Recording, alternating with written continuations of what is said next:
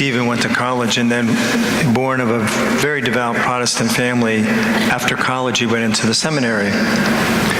And then he graduated, got ordained, and he was sent to he lived in Midwest, and he went back, before he reported to his church, he went back to his home parish in his little town, and the pastor asked him if he'd like to preach that Sunday, and he said yes, he would. And he spent hours and hours, because knowing most of his family was going to be there, friends that he's grown up with are going to hear his sermon. So he starts preaching, and his niece, Kathleen, who was 6 years old, was listening to the service for about a minute or so. Then she stands up right in the middle of the service, and she said, "Uncle Stephen, do you really know what you're talking about?"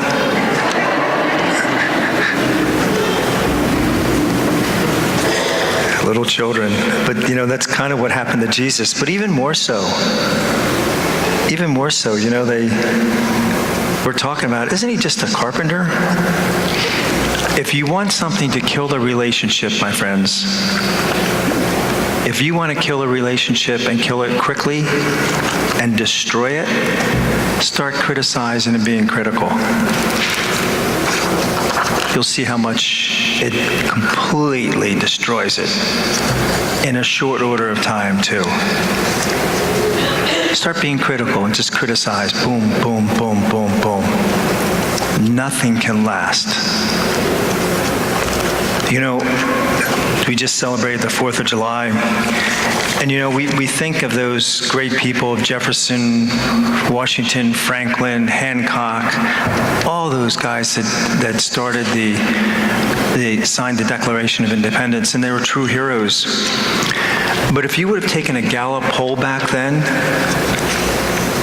and asked them if those guys were doing the right thing, an overwhelming majority would say what?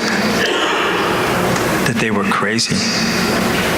That they were crazy to defy the British Empire. So you had this group of people in America that were not only getting harassed by England, but amongst themselves as well. Because the Americans who were living in this country were telling them they were crazy to do that. Francis Scott Key, of course, was one of them, and he wrote the Star-Spangled Banner, and he was detained on that British ship offshore, and he watched those cannons completely all night long bomb America. And you know the story. He woke up the next morning, and the flag was still waving. And he said it gave him so much hope. And of course, he wrote that Star-Spangled Banner. He said, "By dawn's early light, the Star-Spangled Banner yet waving." But listen to that last anthem of the Star-Spangled Banner. It said, "Then conquer we must when our cause is just. And this is our motto, in God we trust."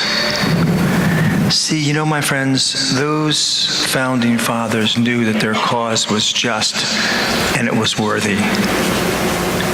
And our faith is just and worthy as well.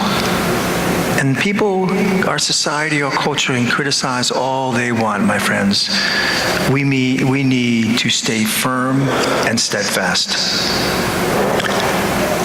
A driver was going along the Rocky Mountains, and he was approaching a very narrow pass, and there was no guardrails, because the guardrails would actually make it even more tighter, more narrower. If that's a word, more narrower. I think we should drop the more, right? But in any event, it kept getting it tighter. And there was a sign that read, "Oh, yes, you can. Millions have." And I thought, that's what our Christian faith should say. Oh, yes, we can be faithful. Millions have before us. God bless you.